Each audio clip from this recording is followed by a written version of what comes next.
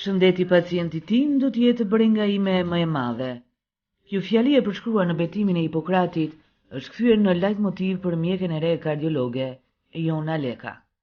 Prej 10 muajsh, ajo është në shërbim të pacientëve në rajonin Jugor. Ditët e jetës së saj kalojnë sa në një qytet në tjetrin, duke i qëndruar besnike e betimit të Hipokratit, që në fillimet e karrierës së vet, edhe pse i duhet të sakrifikojë.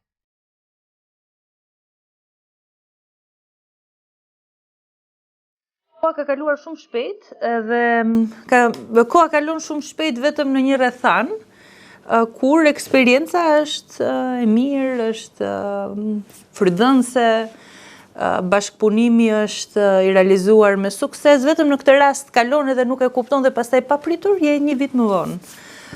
Kështu ka qenë në fakt tërë kjo periudhë. Ka qenë një periudhë e cila ka patur ngarkesë shumë të madhe, si në aspektin profesional, por edhe në aspektin moral, sepse puna ime ka qenë këtu në spitalin e Gjirokastrës, por pastaj duke parë dhe nevojat e qyteteve përreth, gjithmonë brenda qarkut të Gjirokastrës, duke zbatuar edhe atë betim që është betimi Hipokratit, që realisht duhet jetë përditshmëria e çdo profesionisti në mjeksi, kam filluar të jap kontributin tim edhe në 2 qytetet e tjera, në Përmet dhe në Tepelen. Angazhimi realisht është shumë i madh. Edhe është një lloj angazhimi jo vetëm profesional, mendor, po edhe kohor, shumë i madh. Unë jam në lëvizje të vazhduar nga një qytet në tjetrin. Natyrisht shumë kolega, po edhe të tjerë më pyesin pse realisht jam duke bërë këtë gjë. Në fund nuk është vetëm dëshira për të patur më shumë eksperiencë. Është patjetër kjo, sepse është dëshira e çdo mjeku që të ketë të di më shumë dhe të arrijë më shumë në profesionin e vet. Por një ndër arsyet që të drejton në marrjen e vendimeve kaq angazhuese si ky në të cilin unë konkretisht jam duke u përballur, është edhe diçka që në fillim nuk e kupton kur je duke lexuar aty përpara studentëve në momentin e diplomimit. Pra betimin e Hipokratit dua të them, është e paqartë.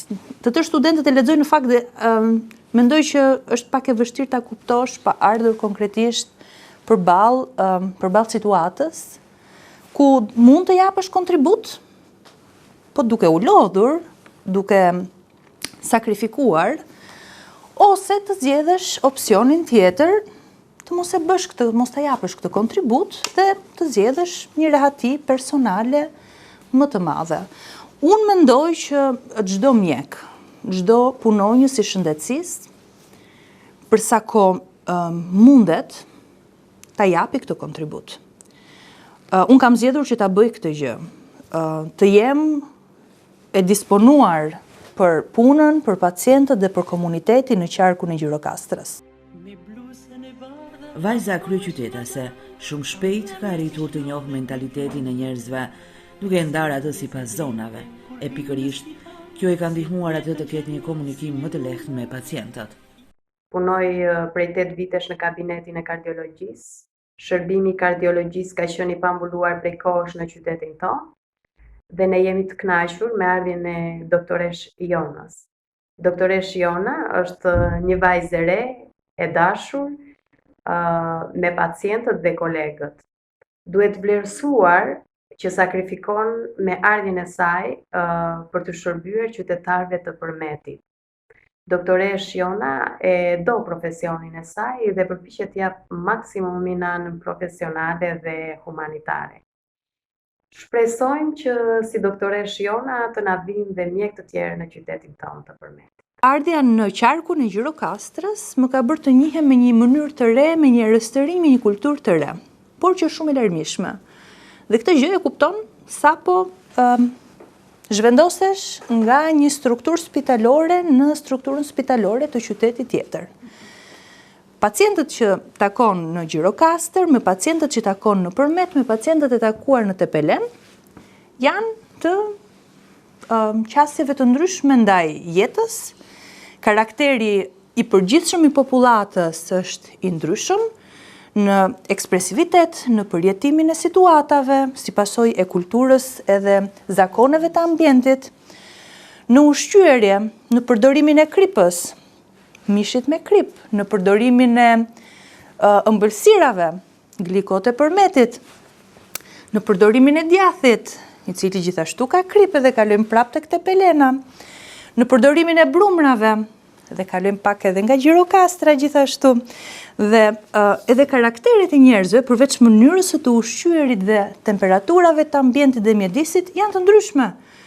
Do me thënë, kemi një lloj luhatje të një qetësie që karakterizon përmetin me një ekspresivitet dhe vendosmëri në tepelen, dhe pastaj me një diplomaci dhe ardhje në karakteristikat e të komunikueshmit në gjirokastër. Të gjitha këto, kur pacientët paraqiten përpara mjekut, duhet i kesh në konsiderat. Sepse vetëm kështu, duke kuptuar mënyrën dhe duke ditur se si ta paraqesësh varësisht kësaj mënyre, kuptueshmëria me pacientin është më e lartë edhe ecuria e programit shëndetësor që ke me secilin pacient bëhet më i suksesshëm. Jo për herë, korrektësia, përkushtimi e sakrifica në punë e vlerësohen, por kjo jonës i ka ndodhur. Së fundi, i është besuar drejtimi i poliklinikës së Spitalit Rajonal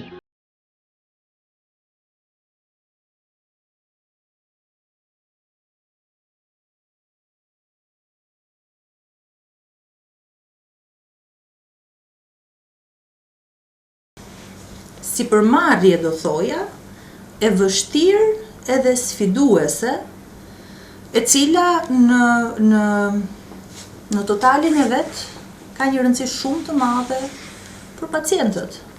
Pacientët këtu realizojnë vizitat, konsultat ditore me mjekët. Natyrisht që ka vështirësira, por që janë të kalueshme duke bashkëpunuar me kolegët dhe me pacientët njëkohësisht. Është e vështirë, kërkon një kontribut ekstra në pjesën e kohës edhe zgjidhjen e problematikave të paraqitura, por është një sfidë e bukur e marrë përsipër në këtë moment, me shpresën e ecurisë akoma edhe më të mirë. Guri rënd peshon në vend të vet. Kjo shprehje më vjen ndërmend, ndërsa e pyes Jonën nëse ka menduar ndonjëherë të largohet nga Shqipëria, e marr këtë përgjigje. Jo. Është i fundit mendim që mendoj që do kaloj ndonjëherë në mendjen time, nëse do më vi momenti për diskutuar për ardhmërinë time në profesion dhe në jetën time. Jo, nuk mendoj që është qëndrim i dur, sidomos për një profesionist në mjekësi, që të çohet të largohet pa minimalisht dhënë diçka në vendin e vet, tek njerëzit e vet, të bashkëkombasit e vet, në shtetin e vet. Nuk mendoj që është qasja që duhet të ketë një profesionist në mjekësi. Natyrisht, dikush do thoshte, por në fund fare rëndësi ka të realizosh një test sa më të plot në të tërë aspektet, qoftë edhe ekonomike. Jam dakord, por njeriu nuk është i vetëm. Njeriu rritet në një komunitet, lind në një komunitet, rritet në një komunitet, zhvillohet aty, merr bazat e jetës në atë vend, siç realisht i marrin tërë mjekët të cilët diplomohen çdo vit dhe mbarojnë specializimin çdo vit. Dhe minimumi që mund të bësh për të falenderuar pavarësisht vështirësive, pavarësisht pengesave, se asnjë vend nuk është i përkryer, por për të falenderuar vendin tënd, njerëzit e tu, ambientin në të cilën ti e krijuar, është kontributi që mund t'i japësh ndaj këtij vendi, përpara se të largohesh në interes të jetës që gjithsecili natyrisht në fund do ta ketë këtë gjë, por në harmoni edhe me mjedisin i cili u ka dhënë jetë këtyre individëve. Është e kot që të mendojmë kontributin, humanitetin, brengën më të madhe që është shëndeti i pacientit edhe